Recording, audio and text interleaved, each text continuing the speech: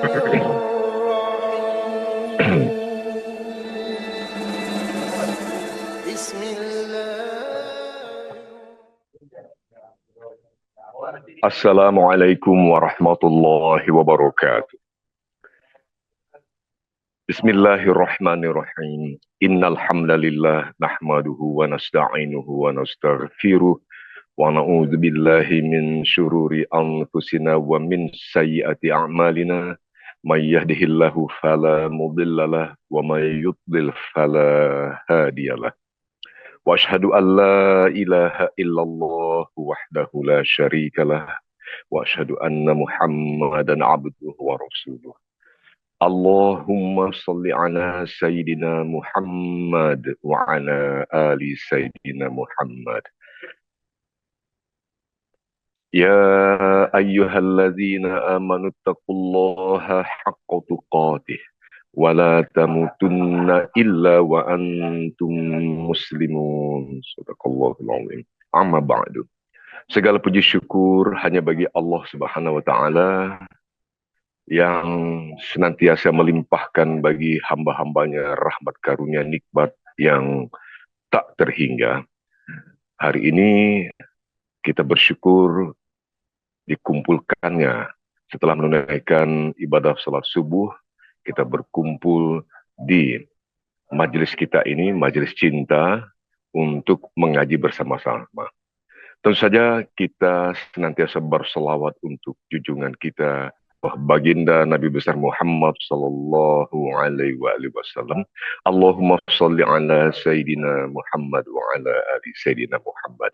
Ibu, bapak, sahabat-sahabat majelis cinta yang dirahmati Allah, hari ini hari Kamis bertepatan dengan tanggal 14 November 2024. Kita mengaji bersama-sama dengan tema pahala ibadah sholat sunnah bersama guru kita. Insya Allah beliau sudah hadir, Kiai Haji Irfan Hilmi LC MAG. Langsung saja kita sapa beliau. Assalamualaikum warahmatullahi wabarakatuh, Pak Kiai.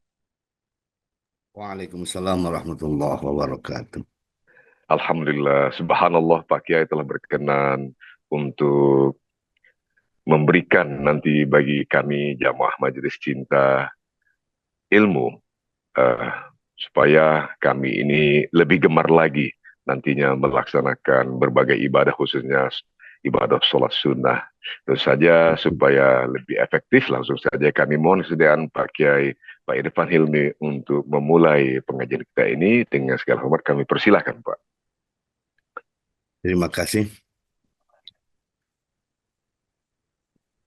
Assalamualaikum warahmatullahi wabarakatuh. Waalaikumsalam warahmatullahi wabarakatuh. Alhamdulillah. Wassalatu wassalamu ala rasulillah Sayyidina Muhammadin ibn Abdillah wa ala alihi wa sahbihi wa mawala wa ba'du. Yang kami hormati para pemirsa dan profil khusus Pak Moderator ini, alhamdulillah kita bisa mendengar suaranya yang ini moderator khas RRI ini. Jadi kita mengenang masa-masa lalu nih Pak. Alhamdulillah pada pagi hari ini mudah-mudahan kita diberkahi oleh Allah Subhanahu wa taala. Allahumma barik lana fi bukurina, sebagaimana doa Nabi sallallahu alaihi wasallam bahwa Rasulullah mendoakan kita semua sejak dahulu kala bahwa Allahumma barik li ummati fi bukurihim. Jadi kita diberkahi oleh Allah melalui doa Rasul agar sedini mungkin, sepagi mungkin kita sudah beraktivitas, karena itulah kekhasan kaum muslimin umat Nabi Muhammad SAW. Atas dasar itu marilah kita bersyukur kepada Allah Subhanahu wa taala atas diberikannya kesempatan kita pada pagi hari ini untuk bangun pagi dan mengadakan kajian pagi yang mungkin bagi kebanyakan orang ini adalah kegiatan yang mungkin sebagian lagi masih menarik selimut ya Pak Pak Moderator. Tapi alhamdulillah kita diberikan kesempatan untuk berbagi ilmu, bersilaturahim pada pagi hari ini. Mudah-mudahan ini mendapatkan keberkahan kepada kita semua Dan oleh karena itu kita layak mengucapkan Allahumma sholli ala Sayyidina Muhammad wa ala ali Sayyidina Muhammad. Karena atas beliaulah kita bisa uh, mengaktifkan diri kita, uh, memotivasi diri kita untuk selalu beraktivitas sejak dini hari. Para pemirsa yang berbahagia, Alhamdulillah, sebagaimana judul yang telah diberikan pada tema pagi hari atau pada pagi hari ini sebenarnya agak berat bagi saya. Ini Pak moderator ini berat kenapa? Karena ini adalah fadilah begitu, fadilah sunnah. Jadi jangankan yang sunnah, kita berbicara yang wajib saja sudah masih banyak yang ketinggalan. Apalagi berbicara mengenai sunnah begitu, yang sunat-sunat atau di luar yang wajib. Ini agak berat secara pribadi karena kita juga hanya menyampaikan begitu. Belum tentu kita mampu melakukannya. Tapi bagaimanapun juga kewajiban saya secara pribadi untuk menyampaikan apa yang saya fahami, apa yang saya ketahui tentang pahala sholat sunnah. Namun sebelum itu mungkin izinkan untuk memberikan insight lah sedikit tentang masalah sunnah ini. Karena kita seringkali konotasi kita sunat itu eh, seringkali terjebak dalam konotasi fikih apabila dilaksanakan mendapatkan pahala dan apabila tidak dilaksanakan tidak apa-apa. Tapi kita terjebak kepada tidak apa-apanya itu. Nah ini jebakan Batman sebenarnya. Kita sering terjebak dengan nggak dilakukan juga nggak apa-apa. Sunat inilah gitu. Maka dari itu perlu penyeragaman eh, persepsi gitu. Biar konsep sunnah itu jelas. Atau misalnya di sebagian lain ada yang mengatakan ini sunnah, ini lawannya bid'ah. Kalau nggak sunnah ya bid'ah kan gitu ya. Ada ya juga yang seperti itu. Maka dari itu ini agak panjang juga sebenarnya. Cuman karena waktu yang terbatas kita akan highlight lah sebagian apa yang dinamakan dengan sunnah dengan padanan katanya yang seringkali kita temukan di dalam buku-buku sumber utama dalam Islam. Jadi di dalam saya ambil langsung saja referensinya dan dalam kitab Syekh Asyarbini yaitu dalam Mughnil Muhtaj yang menjadikan syarah dari uh, syarah Minhaj Imam Nawawi. Nah, beliau memberikan syarah terhadap kitab Imam Nawawi ini mengatakan bahwa ada beberapa hal yang harus kita pahami sebelum kita membahas tentang sunnah. Biar nanti apa namanya kita betul-betul berburu fadilah sunnah begitu. Tidak menganggap bahwa yang penting apa namanya eh, tidak apa-apa ini kalau nggak dilakukan. Nah gitu. Maka dari itu ada beberapa term yang seharusnya kita pahami mengenai sunnah. Jadi kata beliau, eh, saya baca teksnya ya mungkin dalam bahasa Arab sedikit begitu. Jadi secara bahasa itu sunnah itu ada naflun, nawafil begitu ya. Ada juga mustahab, ada juga apa namanya tatawu, ada juga mandub, di mana istilah itu satu sama lain saling berdekatan. Hmm, secara makna secara umum. Tetapi ada beberapa istilah khusus yang memang sebenarnya secara umum makna itu yang penting bukan wajib itu namanya bisa tatawu, bisa nafilah, bisa mustahab, bisa sunnah begitu. Nah, oleh karena itu ketika kita berbicara masalah sholat sunat, nah apabila sholat sunat itu memang senantiasa dilakukan oleh Nabi, maka secara umum itu namanya sunnah gitu. Tetapi kalau Nabi kadang-kadang melakukannya atau Nabi memerintahkan tetapi tidak senantiasa atau tidak selalu melaksanakan secara utuh begitu, itu namanya mustahab gitu. Tapi apapun juga eh, ketika itu bukan hal yang wajib, banyak istilah lain ada mustahab, ada mandub, ada tatawu gitu.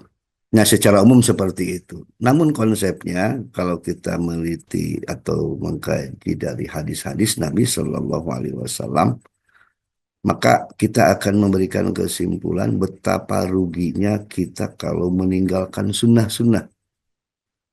Meskipun secara hukum fikih itu tidak apa-apa kalau tidak dilakukan, tapi kalau kita tidak pernah melakukannya, itu kerugiannya teramat besar.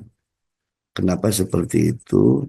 Karena kita tidak pernah tahu tentang apa yang sebenarnya kategori yang bisa diterima oleh Allah. Kalau secara fikih mungkin sah, tetapi makbul atau tidak itu hak prerogatif Allah. Kita tidak tahu apakah amalan wajib kita diterima atau tidak. Nah, ternyata disinilah urgensitas gitu. Pentingnya kita tidak mengabaikan sunnah. Karena mungkin saja yang dikabul oleh Allah adalah sesuatu yang memang kita anggap sebagai sebuah sunnah secara hukum. Oleh karena itu maka tidak layak bagi seorang mukmin untuk mengabaikan amalan-amalan sunnah, apalagi sunnah yang berkaitan dengan sholat. Karena sebagaimana sabda Nabi bahwa awal amal pertama yang dihisab awwalu ma yuhasabu bihil abdu yaumal qiyamah min amalihi sholatuhu. Yang paling pertama kali dihisab oleh Allah kepada seorang hamba adalah sholatnya. Kemudian fa'in soluhat faqad aflaha wa anjaha. Jika amal sholatnya itu baik, maka dia selamat dan mendapatkan kebahagiaan, mendapatkan surga gitu, mendapatkan ridho Allah. Wa in fasadat faqad khaba wa khasara. Jika amal-amalan sholatnya rusak, maka dia akan kecewa dan akan rugi. Nah, tetapi rahmat dan rahimnya Allah tetap berlanjut. Nah, ini yang paling penting. Fa inin taqasa min faridatihi syai'un, jika dari kewajiban yang harus dilakukannya, yang mafrudotnya, yang difardukannya, ada yang kurang, ada yang bolong-bolong begitunya. Maka di sinilah kesempatan kita. Qala Rabbu Azza wa Jalla, Allah Subhanahu wa taala berfirman. Nah, memerintahkan kepada malaikatnya, unzuru hal li abdi min tatawwu'in. Coba lihat hambaku, apakah dia punya amalan-amalan sunat. Fayakmula bihi man taqasa minal faridah. Untuk menyempurnakan yang bolong-bolong dari fardunya. Summa yakunu sa'iru amalihi ala dalik. Lalu kemudian itu sempurnalah semua amal-amalannya. Dan itu ditolong oleh amalan-amalan sunnah. Maka dari itu kemungkinan untuk diijabah dari amal-amal sunat itu akan sangat besar daripada yang fardu. Apalagi dalam sholat. Kita sholat cuma 5 kali satu hari, 17 rakaat. Dan dianjurkan berjamaah. Sementara kadang-kadang imamnya cocok dengan kita, kadang-kadang tidak cocok dengan kita. Atau kadang-kadang kita jadi imam ada terus terang ada rasa sum'ah, ingin didengar imam yang bagus, ingin diperlihatkan imam yang baik. Maka kadang-kadang dalam hati kita, apakah bacaan saya benar nggak? Apakah bacaan saya enak didengar nggak sama makmum? Apakah sholat saya terlalu lama atau kurang lama atau terlalu cepat? Itu seringkali ada dalam pikiran, gumulan pikiran kita ketika kita melaksanakan hal yang wajib. Makanya jadi imam itu sangat berat. Kalau jadi makmum ya tergantung imamnya. Kadang-kadang, aduh imam ini kecepatan, aduh imam ini terlalu lama. Maka kadang-kadang kita membicarakan imam daripada kehusuan sholat kita kan gitu. Itu 17 rakaat satu hari satu malam. Maka dari itu ada kesempatan yang baik bagi kita untuk menambal bolong-bolong itu melalui perbuatan sunat. Maka perbuatan sunat itulah yang akan membantu kita. Nah, di sini fadilahnya sunnah secara umum. Bahwa kita bisa berdiri selama mungkin, membaca ayat Al-Quran sebanyak mungkin, ruku sekhusyuk mungkin, sujud selama mungkin, berdoa sepuasnya. Ini hanya ada di amalan sunnah. Kalau di dalam amal wajib, coba kalau kita perhatikan. Amal wajib, sholat maghrib misalnya, kalau kita melaksanakan setengah jam, itu siapa yang akan bermakmum kepada kita? Itu paling 10 menit juga kayaknya kelamaan. 10 menit juga kelamaan. Sholat subuh paling lama lah, 10 sampai 15 menit itu juga udah kelamaan. Rata-rata sholat kita sekian menit. Sementara sholat adalah awal pertama kali dihisab oleh Allah. Nah inilah fadilah yang paling utama ketika kita tidak mengabaikan sunnah. Ketika kita betul-betul memahami posisi dari sholat-sholat sunnah. Maka ketika orang meninggalkan dan mengabaikan, ya sudah tampak kerugiannya dari situ. Maka jangan pernah mengabaikan sholat rawatib, jangan pernah mengabaikan, meskipun tidak semuanya, jangan pernah mengabaikan sholat duha, jangan pernah mengabaikan sholat malam, meskipun hanya 2 rakaat, meskipun tidak tiap hari. Nah, inilah yang akan membantu kita meningkatkan derajat kita, kemudian juga akan membuat kita bisa mempertanggungjawabkan semua amal-amalan di depan Allah Subhanahu wa Ta'ala. Agak berat, betul agak berat. Tetapi justru amalan sunnah inilah yang akan mendorong itu. Kemudian yang kedua, yang namanya kewajiban itu kadang-kadang kita melakukannya dengan keterpaksaan. Maka ketika orang melaksanakan yang wajib itu dengan terpaksa, otomatis wallahu alam kita diijabah atau tidak. Kan kita tidak tahu diterima atau tidak meskipun secara hukum sah gitu ya, sah secara hukum. Tetapi yang namanya sunat orang tidak akan melaksanakannya karena memang dia itu hukumnya tidak apa-apa kalau tidak dilaksanakan. Makanya orang yang muadzabah konsisten dalam melaksanakan sunat justru itu karena kecintaan, bukan karena keterpaksaan. Disinilah nilai lebihnya begitu. Beda dengan amal yang wajib, bisa jadi karena terpaksa, bisa jadi karena ya itu tadi di lingkungan pesantren masa nggak berjamaah sih, di lingkungan tetangga, apalagi kita dekat dengan ketua DKM, aduh masa malu nih nggak berjamaah ke masjid. Tapi kan itu hanya 5 menit, 10 menit dengan zikir dan tapi kalau sholat sunat itu betul-betul kesukarelaan, ke tergantung kognisi kita terhadap apa namanya eh, terhadap sholat tersebut atau fadilah sunat tersebut. Jadi betul-betul pengetahuan dan kesadaran kita. Maka dari itu amal-amalan sunat itu menjadi yang penting kalau begitu bagi kita. Karena itu adalah tandanya kita sukarela, tandanya kita rindu, tandanya kita mahabbah. Nah disinilah majlis cinta menambah rasa cinta kita terhadap amalan sunat. Kalau yang wajib cinta nggak cinta harus dilakukan. Kalau sunat nggak mungkin dilakukan tanpa cinta, nggak mungkin dilakukan tanpa kerinduan, nggak mungkin dilakukan tanpa kebutuhan kita kepada Allah Subhanahu wa Ta'ala. Maka ada beberapa fadilah misalnya dalam sholat itu, sholat terbaik adalah dalam hadis disebutkan tulul qiyam, yang berdirinya lama gitu. Ada dalam hadis yang lain mengatakan bahwa sebaik-baik hamba adalah ketika posisi bersujud. Maka kata Rasul berlama-lamalah ketika bersujud. Dan itu tidak mungkin dilakukan di sholat fardu yang berjamaah. Karena sholat fardu itu memang anjurannya harus dilakukan berjamaah. Bahkan Imam Malik mengatakannya wajib. Kalau Imam Syafi'i mengatakannya ya sunat muakkad lah gitu. Yang lebih ringan lah kalau dalam mazhab Syafi'i.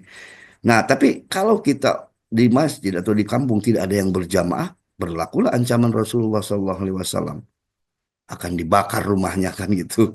Kalau tidak ada yang berjamaah. Nah inilah makanya amalan-amalan sunnah terutama di dalam sholat janganlah diabaikan. Nah kemudian tahap selanjutnya, ini sampai kapan saya berbicara? Ini Pak Moderator, sebelum nanti sesi tanya jawab, biar nanti ini dulu.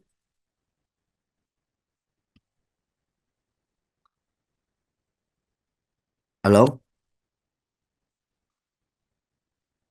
Oh, iya, masih di mute. Terang? Ya. Iya. Insya Allah sampai sekitar pukul 6 Pak Kiai. Oh ya, oh Setelah itu masih ada kita waktu akan lanjut 15 menit ya. akan lanjut Oh, dengan tanya jawab. oh Mulai ya, siap, pukul siap, 6 siap, siap, kira-kira siap. akan lanjut dengan Oke, mohon perkenan mulai itu kemudian kita sesi tanya jawab oke, Pak siap, Kiai. siap. Kemudian, terima kasih. Kemudian yang selanjutnya, setelah kita paham bagaimana pentingnya posisi sunat, yang selanjutnya adalah bagaimana cara melaksanakan sunatnya. Atau fadilah-fadilah sunat itu di dalam hal apa saja. Banyak sebenarnya kalau kita berbicara fadilah. Tapi kita berbicara secara umum dulu bahwa eh, menurut menurut para ahli fikih, terutama dalam mazhab Syafi'iyah, bahwa ada dua bagian penting dari sunat itu. Yang pertama, bagian yang tidak disunatkan berjamaah, meskipun boleh berjamaah, tapi tidak dihukumi sunat gitu, lebih baik sendiri, seperti sholat rawatib, seperti sholat tahajud, witir, duha, tahiyatul masjid, sholat tasbih, sholat awabin, itu anjurannya adalah dilakukan secara sendiri. Tapi boleh kalau berjamaah juga nggak apa-apa. Jadi sebatas boleh. Tapi kalau misalnya secara hukum yang lebih baiknya sendiri. Karena disitulah tingkat emosional seseorang ketika apa namanya berhadapan atau bertawajuh menghadap Allah itu kadang-kadang sangat private begitu. Dan di dalam sholat-sholat inilah maka agama menganjurkannya silahkan sholatnya sendiri. Bahkan lebih bagusnya tidak izhar begitu, tidak dilakukan di depan orang karena ini sangat private. Sangat private seperti sholat tahajud, hajat lah, dan lain sebagainya. Kecuali tahiyatul masjid mungkin karena tahiyatul masjid kan menghormati masjid, yang nggak mungkin di rumah ya. Tapi selain itu, salat itu yang private itu lebih baik dilakukan secara sendiri. Bahkan dalam rawatib pun ada yang lebih baik dilakukan di rumah. Misalnya di dalam sholat subuh. Sholat subuh itu misalnya sebelum qomat itu apalagi bagi imam sebaiknya sholat di rumah. Jadi pas imam datang ke masjid langsung iqomah. Kemudian sholat tahajud itu lebih baiknya di rumah. Witir lebih baiknya di rumah. Nah, bahkan sholat ba'diyah, misalnya ba'diyah, ba'da Jum'ah, ba'diyah, sholat duhur, ba'diyah, Isya, itu sangat dianjurkan di rumah begitu. Tapi ini khususnya bagi orang-orang yang memang private begitu ya.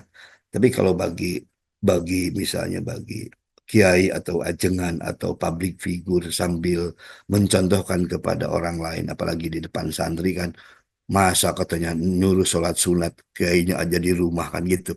Itu juga ada tujuan-tujuan lain itu apa namanya tergantung makosidnya ya. Tapi yang jelas secara umum bahwa sholat fardiyah atau sholat yang sendiri itu kebanyakannya dianjurkan di rumah dan sangat private begitu. Kemudian ada bagian yang kedua, bagian sholat yang disunatkan berjamaah seperti sholat Id. Meskipun sendiri bisa, sendiri bisa ya kalau tapi lebih baiknya berjamaah. Kemudian sholat gerhana, sholat istisqa, sholat tarawih dan seterusnya dengan rokaat-rokaat yang telah ditentukan. Nah, adapun di luar itu namanya sholat sunat mutlak tanpa ada batasan. Mau 100 rokaat, mau 1000 rokaat silakan. Mau kapan saja silakan kecuali di waktu-waktu yang memang dilarang untuk melakukan sholat. Nah itu namanya sholat sunat mutlak. Ada dur rokaat, jumlah rokaatnya. Silakan berapa saja, waktunya kapan saja silakan. Mau sepanjang malam. Kemudian yang selanjutnya kita juga perlu memahami bahwa di dalam sholat sunat itu ada beberapa hal yang prioritas.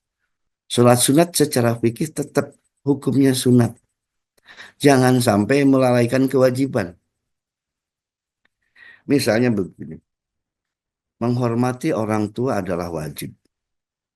Tapi kita terkadang mengabaikan panggilan orang tua hanya karena sholat sunat. Nah, ini juga harus kita pahami. Misalnya kita meninggalkan kewajiban sehingga kewajiban kita untuk mencari nafkah tersendat karena kita lebih mendahulukan yang sunat.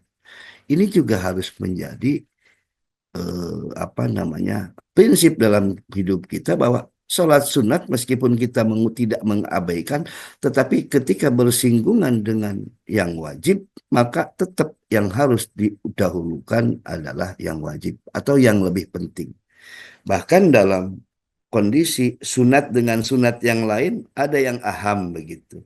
Jadi ada prioritas. Misalnya kalau sholat sunat tahajud dengan sholat sunat apa namanya sholat sunat 2 rakaat sebelum subuh atau dengan sholat witir itu mana yang lebih utama? Atau misalnya begini, ketika misalnya orang mau sholat sunat ternyata sudah iqomah, sudah komat, itu yang didahulukan berjamaah mengikuti imam atau sholat sunat dulu. Nah ini juga sama, harus didahulukan berjamaah dulu, baru nanti sunat itu bisa diakhirkan gitu. Meskipun itu sholat subuh misalnya gitu ya, karena tidak setelah sholat subuh tidak apa namanya tidak boleh sholat kan, tidak boleh sholat kecuali sholat yang ada sebabnya. Makanya ketika misalnya kita datang ke masjid bukan sebagai imam tapi sebagai makmum, ternyata di sana mau qomat, si muazin sudah mau berdiri disuruh oleh imam untuk apa namanya untuk iqomah, kita memaksakan diri untuk sholat sunat sehingga terlambatlah untuk melakukan berjamaah. Nah, ini juga ada prioritas. Dua-duanya hukumnya sunat. Mana sunat yang lebih penting di sini? Ikutilah sholat berjamaah dengan imam. Nanti sholat sunatnya bisa dilakukan setelah berjamaah sholat subuh. Namanya sunnah qadha gitu. Karena Rasul juga mencontohkan setelah asar sholat sunat rawatib. Padahal setelah asar tidak ada rawatib. Ketika ditanya, saya melaksanakan rawatib yang sebelumnya, tapi nggak sempat. Makanya jadi nggak sempatnya itu karena Rasul banyak tamu, sehingga ketika Rasul apa namanya mau sholat, udah langsung komat aja gitu, langsung aja iqomah. Setelah iqomah, baru setelah itu Rasul sholat sunat rawatib setelah asar, padahal nggak ada rawatib setelah asar. Ah gitu. Maka dari itu bisa melakukan seperti. Makanya di sini kita harus tahu sehingga paham mana yang lebih prioritas, apalagi bersinggungan dengan kewajiban. Prioritaskan dulu yang wajib daripada yang sunat. Cuman tetap tanpa harus mengabaikan, tanpa harus mengabaikan. Seperti contohnya beginilah. Contohnya begini. Dulu Allah yarham kakek kami begitu, orang yang ahli puasa begitu ya. Di luar Ramadan tentunya.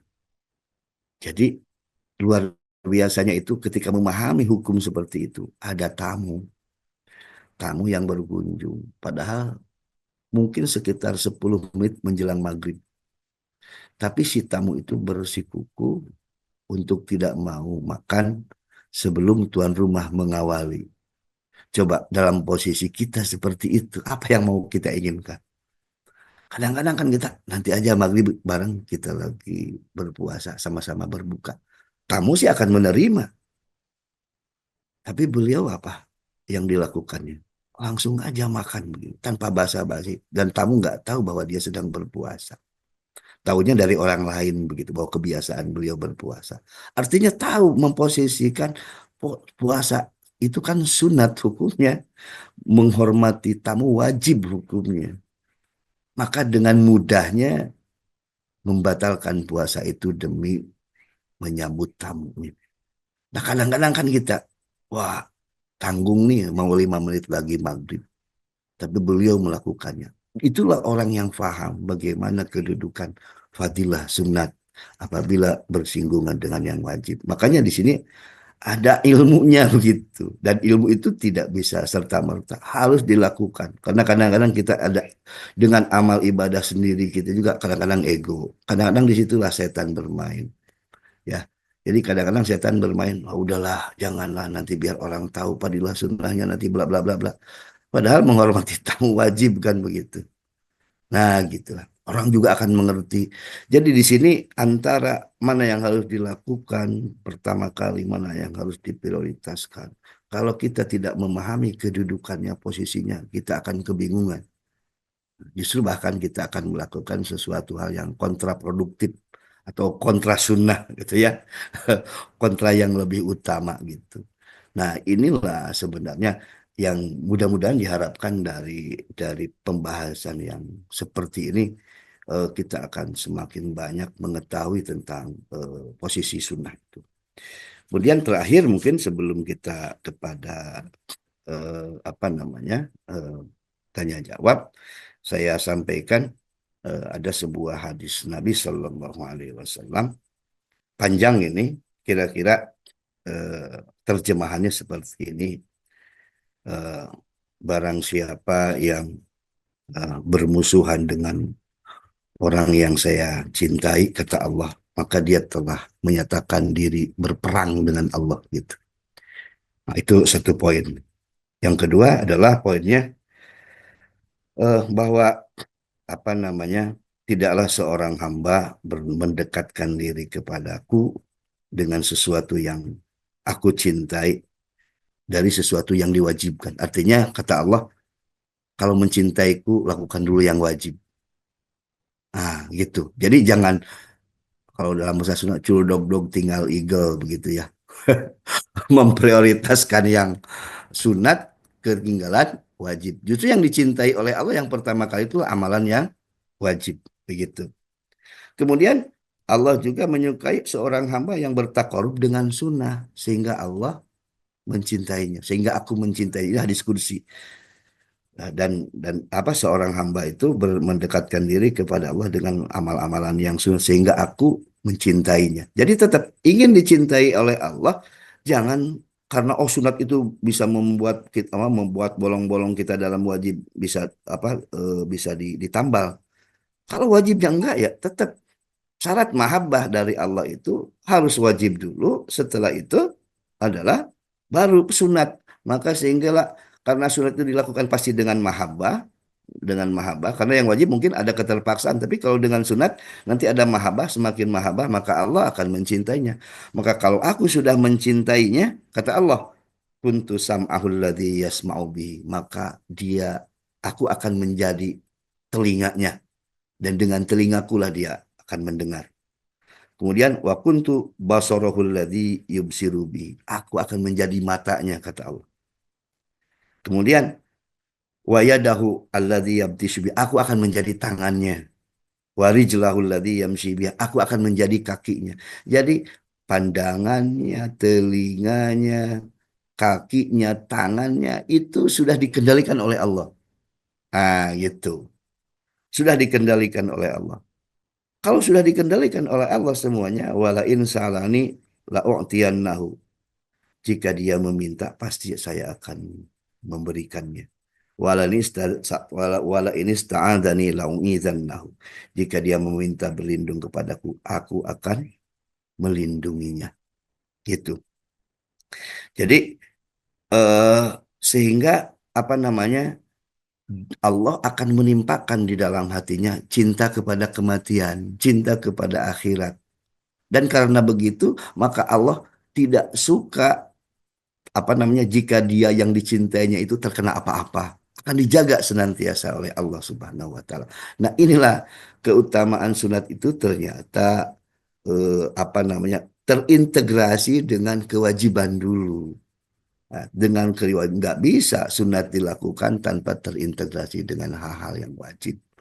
Tetapi kalau yang wajib sudah dilakukan semuanya, terutama di dalam sholat, jangan bolong dulu dah yang 17 rakaat, jangan pikirin yang lain. Nah, setelah itu baru kita pikirkan yang sunat-sunat. Tapi jangan juga, udah ini yang wajib. Jangan juga begitu. Ya, karena kita mungkin akan menambal bolong-bolong dalam amal-amalan sunat. Berapa rakaat? Nah, Rasulullah SAW dalam hadisnya salah satu dalam riwayat Muslim bersabda begini, kalau untuk sholat sunat itu yang penting 12 rakaat lah. Ternyata 12 rakaat itu ada di dalam rawatib. Ya, ada di dalam rawatib. Di luar wajib nih, ada di dalam rawatib. Sholat subuh, sebelum subuh 2 rakaat, sebelum duhur 2 rakaat, setelah duhur 2 rakaat, sebelum asar 2 rakaat, setelah maghrib, setelah isya masing-masing 2 rakaat. Inilah kunci sehingga kita mendapatkan fadilah sholat sunat, eh, apa namanya, kebaikan dan keutamaan sholat sunat. Sudah jam 6 mungkin ya. Ini yang bisa saya sampaikan sampai jam 6 ya. Terima kasih. Kita akhiri untuk sementara. Ya, terima kasih banyak Pak Kiai. Subhanallah.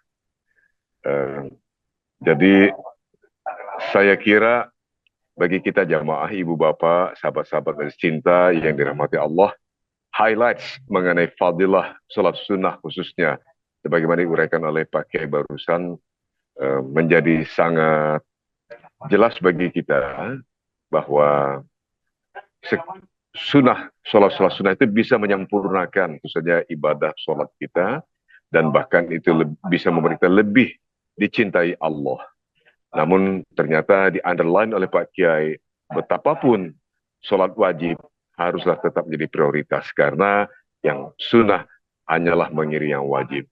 Subhanallah. Kami mengundang ibu, bapak, dan sahabat-sahabat majelis cinta yang kami hormati untuk mengajukan pertanyaan. Apabila sudah disiapkan pertanyaannya, mungkin bisa langsung menyampaikan pertanyaan ibu, bapak, sahabat kepada Pak Kiai.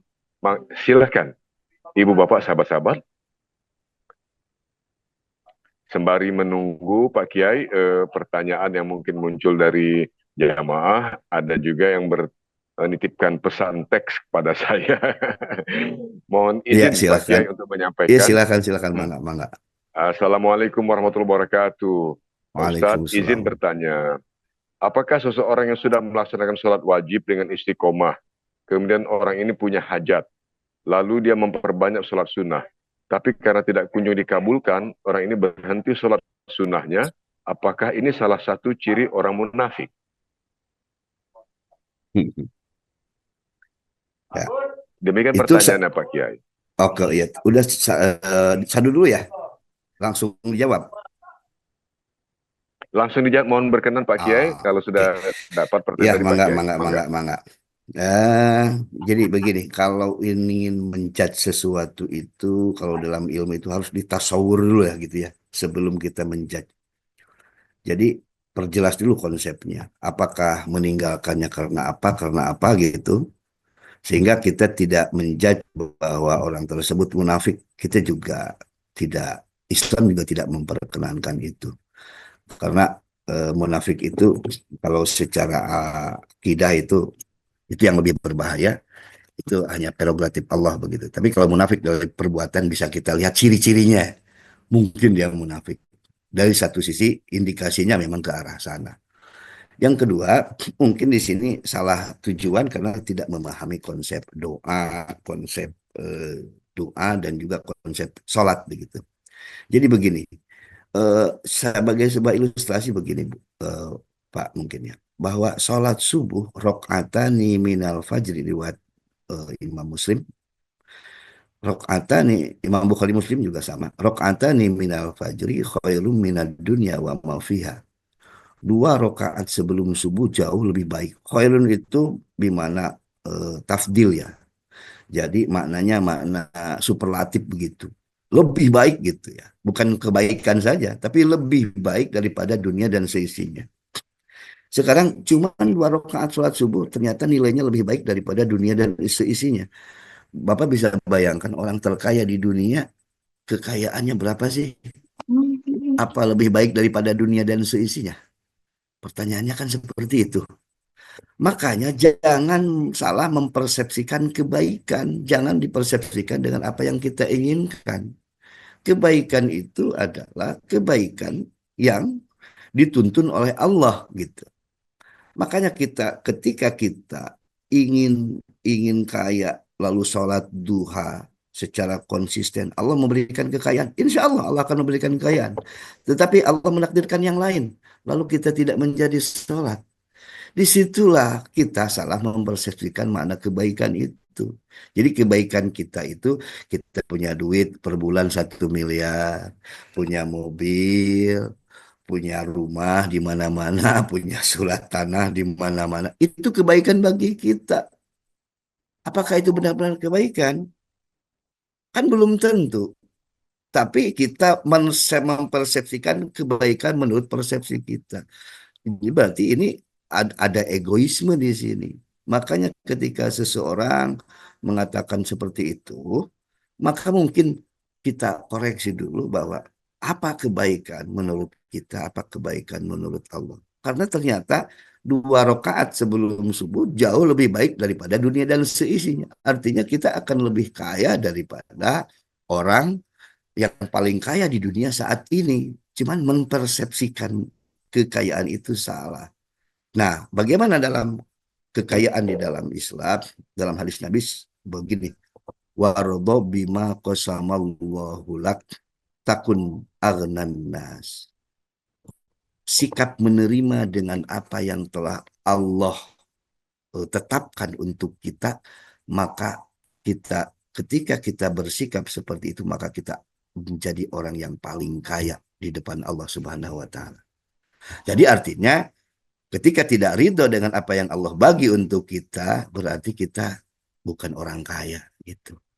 Kalau mau kaya harta, gak usah sholat juga si engkau dan si enci lebih kaya tanpa sholat duha, tanpa sholat tahajud, bahkan tanpa sholat wajib. Jadi kalau persepsi kaya seperti itu ya salah persepsi kita. Makanya mungkin kita benahi apa sih kekayaan menurut kita. Nah, gitu. Laisal ghina an kasratil aradi walakinnal ghina ghinan nafsi. Bahwa kekayaan yang hakiki bukan karena banyaknya perbendaharaan harta, tapi karena juga yang paling utama adalah ghinan nafsi, kekayaan hati, kekayaan jiwa. Karena hatta zurtumul maqabir, itu alhaqumut takatsur, memperbanyak kekayaan akan melalaikan kita. Kapan sadarnya kita hatta zurtumul maqabir? Kalau sudah bibir kita mencium tanah baru sadar di mana kekayaan yang sebenarnya.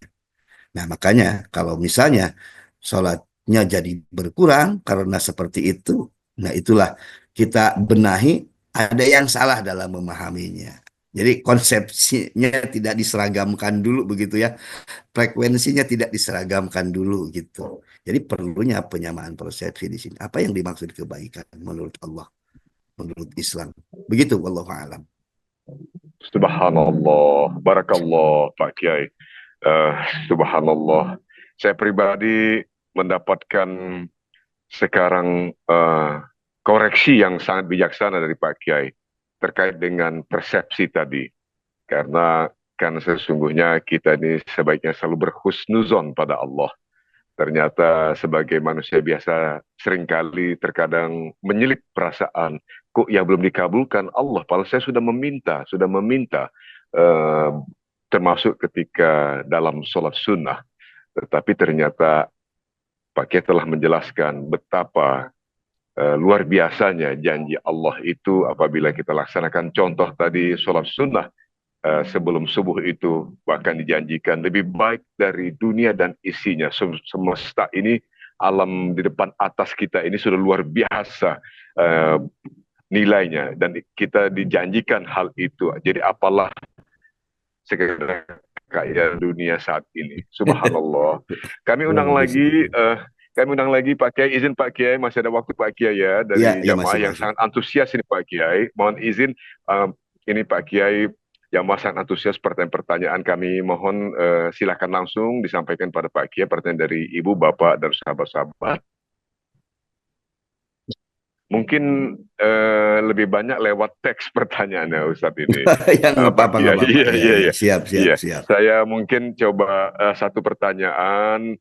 Izin ini saya sampaikan saja Pak Ustadz, Mangga, Pak mangga, mangga. Kiai, dari seorang jamaah kita yang bernama Bapak A. Assalamualaikum warahmatullahi wabarakatuh, Pak Kiai. Waalaikumsalam Ya, warahmatullahi. izin bertanya, bagaimana dengan perihal poligami? Ini saya nggak mengerti pertanyaan. Saya menggantung ini, Pak Yai. Sekaligus pertanyaan beliau ini adalah izin bertanya, bagaimana perihal poligami? Apakah mungkin ini dalam konteks ya sebagai sebuah perbuatan sunnah barangkali atau bagaimana? Saya mohon Ya, maaf ya, ini ya. soal persepsi. Saya barangkali salah, tetapi saya menyampaikan tadi teksnya begitu pertanyaan ini Pak. Mungkin pandangan dari hukum agama. Tentang poligami ya. Mohon izin Pak. Iya, siap. Wah, ini sesi khusus ini seharusnya. Sesi Karena khusus saya mestinya. berbicara Ini sebagai laki-laki yang secara naluriah poligami itu sesuatu yang apa ya? Yang menggiurkan kayak katakanlah begitu.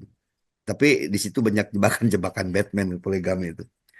Oke, yang pertama bahwa menikah itu adalah sebenarnya menikah itu hanya untuk satu kali dan eh, apa namanya kalau udah nikah ya udah selesai lah gitu. Artinya ada kewajiban-kewajiban yang harus dilakukan atau dipenuhi oleh kedua belah pihak baik laki-laki dan perempuan. Apabila kewajiban itu terpenuhi, ya artinya tidak mungkin kan semuanya hak dan kewajiban itu terpenuhi secara utuh gitu.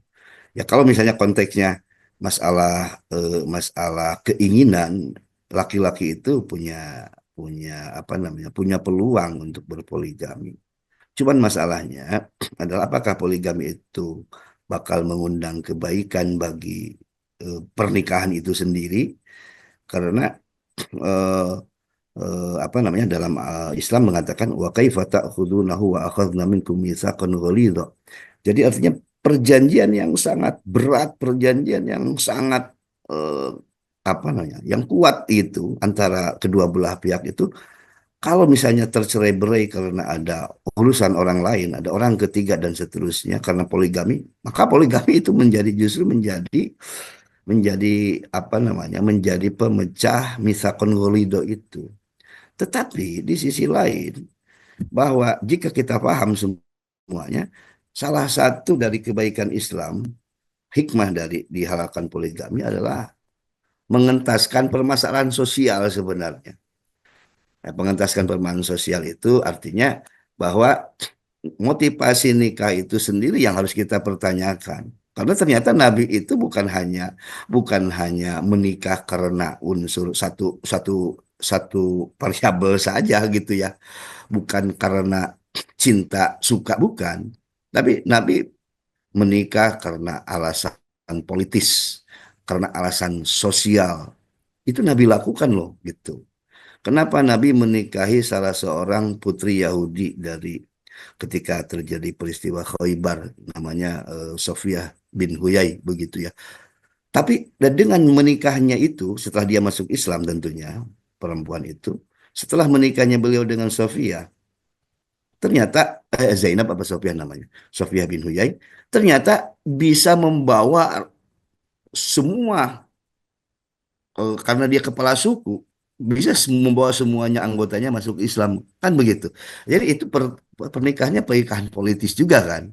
Atau misalnya Nabi menikahi Zainab binti Jahash karena ketika itu Nabi ingin disuruh oleh Allah untuk membatalkan konsep tabani adopsi yang seperti dilakukan oleh Quraisy sehingga anak hmm, angkat itu tidak bisa dinikahi mantan gitu, mantan istri istri atau mantan istri anak angkat itu tidak bisa dinikahi. Nabi langsung menikahi disuruh oleh Allah untuk membatalkan bahwa anak angkat itu tidak punya hak apa-apa kecuali hanya kedekatan bahwa dia sebagai anak angkat, tidak lebih dari itu. Maka tidak punya hak waris, tidak punya dan seterusnya.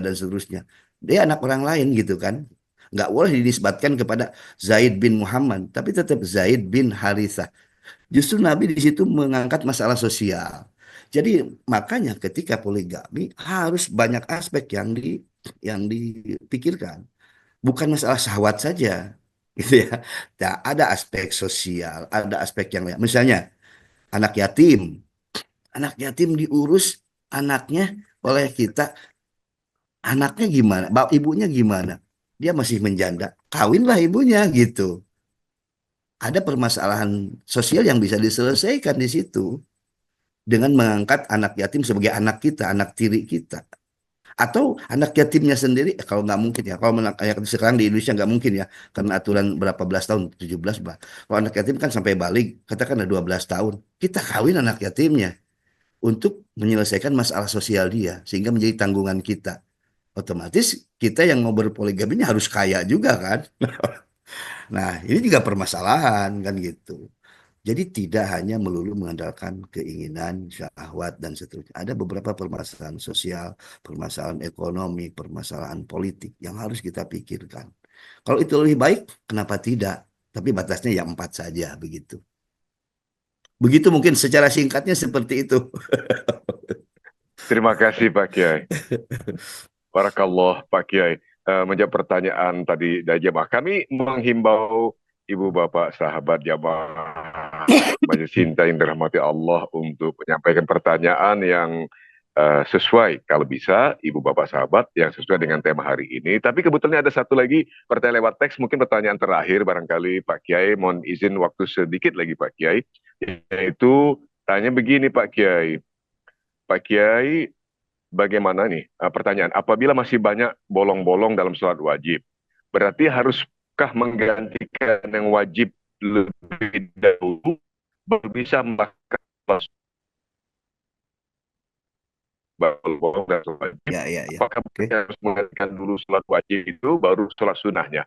Bangga Pak. Ya, oke. Eh, kalau misalnya ada bolong-bolong ya jelas bolong-bolong itu artinya bolong-bolong yang wajib ya, bukan yang bolong-bolong yang sunat. Jelas qadha itu wajib hukumnya, ya, wajib hukum. Jadi dalam status ini tetap kita juga harus paham yang pertama kali didahulukan itu adalah yang wajib. Nah, jadi kalau ada bolong-bolong yang wajib dilakukanlah. Tapi kadang kan kita kadang-kadang tidak tahu ada berapa bolong-bolong yang wajib itu. Kan gitu. Katakanlah kita yakin sekian rakaat, sekian kali. Tapi kan mungkin saja kita lupa dan lain sebagainya. Tetap prioritas adalah yang wajib. Karena syaratnya adalah wa ma taqarraba ilayya 'abdi bi syai'in ahabba ilayya mimma aftaradahu. Jadi tetap yang paling pertama kali adalah yang wajib, ya. Setelah itu baru yang sunat. Nah, jadi kalau diingat-ingat lah, berapa kali bolongnya sholat subuh dan lain sebagainya. Kita tetapkan misalnya 5 kali gitu, seingat kita gitu ya. Jangan sampai 5 kali dalam seminggu lah.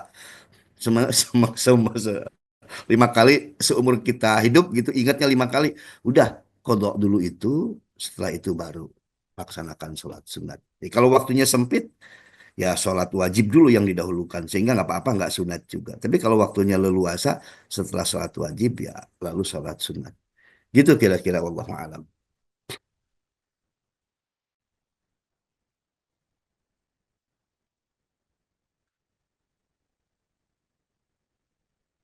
Halo? Oh ini dia belum di unmute.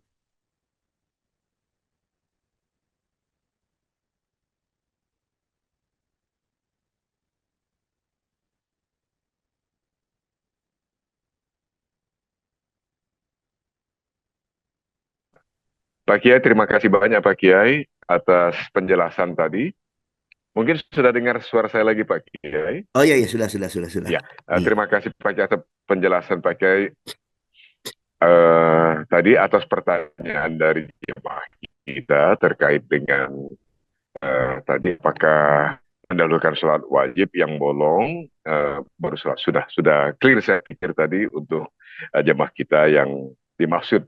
Nah, Pak Kiai barangkali kita coba satu lagi apabila masih ada satu pertanyaan lagi, Pak Kiai masih ada waktu beberapa Ya satu siap dua siap atau siap. 3 menit. Apabila Ya. tidak ada, tentu saja kami memohon kesediaan Pak Kiai untuk saya sebagai moderator, saya Iwan nih Pak Kiai mau mohon waktu sebentar untuk menyampaikan Mangga mangga. satu dua announcement Pak Kiai untuk jamaah yang dirahmati Ya Allah siap mangga mangga mangga bahwa mangga. bagi Ibu Nuhun Pak Kiai, bagi Ibu Bapak sahabat Majelis Cinta yang ingin selalu updated untuk tema dan jadwal pengajian kita, silahkan bergabung di nomor WhatsApp 0821 1812 8338, ada di layar yang berupa running text itu, silakan. Dan sekali lagi Majelis Cinta, yaitu dari Yayasan Cinta Jalan Islami, mengucapkan terima kasih kepada ibu bapak sahabat yang telah menyalurkan infak sedekah dan supportnya bagi keberlangsungan kajian online kita ini. Semoga Allah Subhanahu wa taala yang Maha Pemurah memberikan ganjaran berupa pahala yang banyak berlimpah bagi ibu bapak dan sahabat semua. Dan insya Allah kita akan lanjutkan. Tentu saja kami mohon, karena memang sudah mendekati waktu akhir dari kajian kita ini, juga mungkin Pak Kiai juga ada agenda yang lain. Kami sekali berterima kasih Pak Kiai atas ilmu dan bekal-bekal yang luar biasa Pak Kiai berikan pada kami terkait dengan fadilah ibadah sholat sunnah yang memang ternyata luar biasa itu. Mohon kesediaan Pak Ustadz untuk menutup dengan doa, Pak Kiai. Mohon ditutup dengan doa bagi kami semua jamaah. Dengan hormat kami persilakan Pak Kiai. Ya. Pertama mungkin mudah-mudahan kajian ini menjadi keberkahan bagi kita semua. Amin ya Allah. Nah, dan mudah-mudahan ini menjadi awal yang baik pada hari ini khususnya dan pada hari-hari berikutnya. Allahumma sholli wa sallim ala sayyidina Muhammadin wa ala alihi sayyidina Muhammad. Allahumma amin. Allahumma rabbana taqabbal minna innaka antas samiul alim wa tub alaina innaka antat tawwabur rahim. Rabbana taqabbal minna innaka antas samiul alim wa tub alaina innaka antat tawwabur rahim. Rabbana taqabbal minna innaka antas samiul alim wa tub alaina innaka antat tawwabur rahim. Asbahna wa asbahal mulkullah walhamdulillahi la syarika lah la ilaha illa wa ilaihi nusyur. أصبحنا على فطرة الإسلام وكلمة الإخلاص وعلى دين نبينا محمد صلى الله عليه وسلم وعلى ملة أبينا إبراهيم حنيفا وما كان من المشركين. اللهم إنا نعوذ بك من أن نشرك بك شيئا نعلمه ونستغفرك لما لا نعلمه.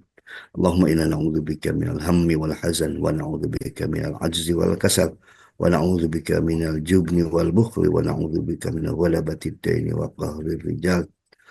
رضينا بالله ربا وبالإسلام دينا وبسيدنا محمد صلى الله نبيا ورسولا.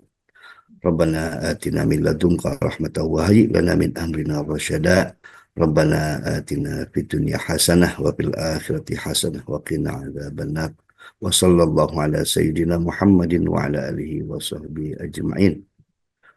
وآخر دعوانا أن الحمد لله رب العالمين. الفاتحة.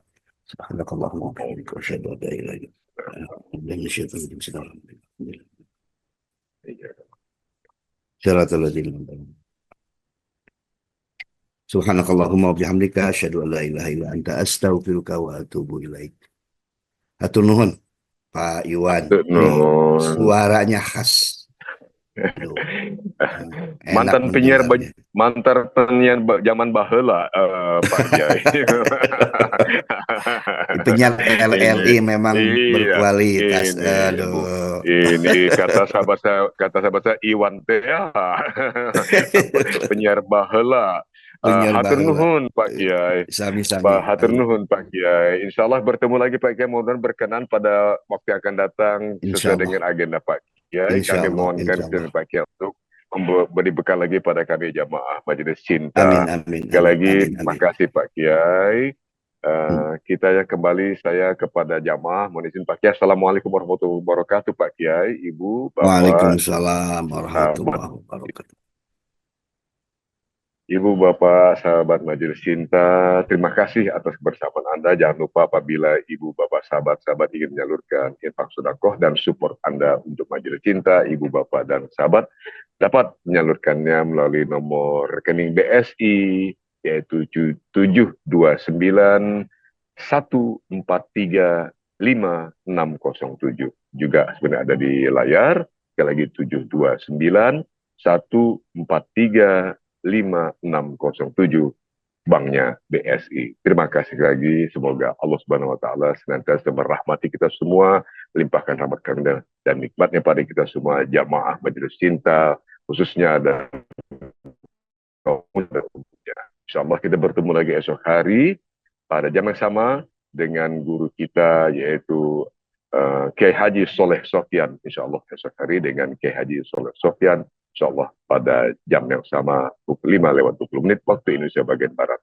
Akhirnya dari saya, terima kasih atas bersamaan kita. Tadi sudah ditutup oleh Pak Kiai dengan doa penutup majelis. Dari saya, billahi taufiq wal hidayah. Wassalamualaikum warahmatullahi wabarakatuh.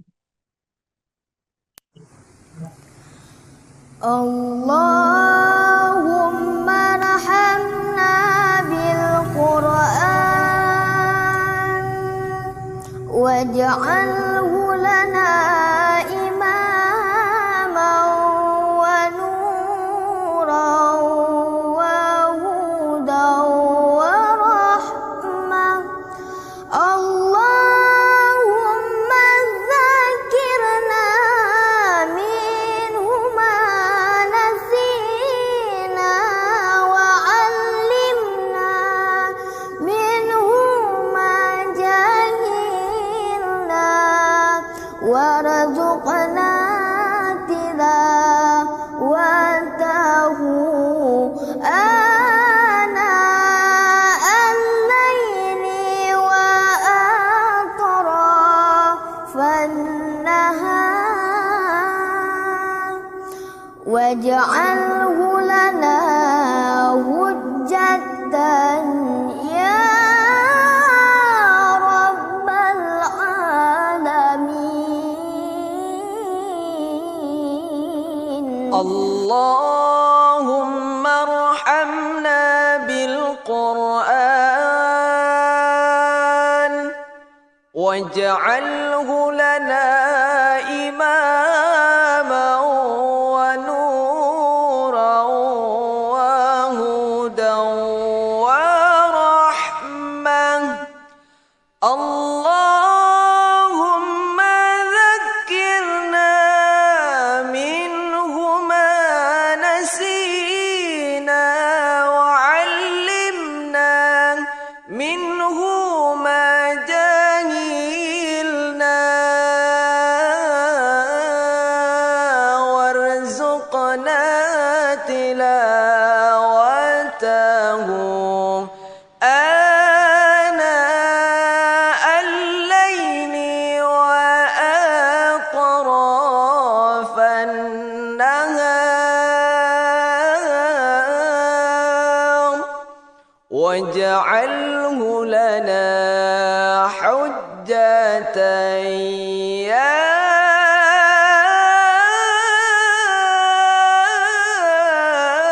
rabbal alamin.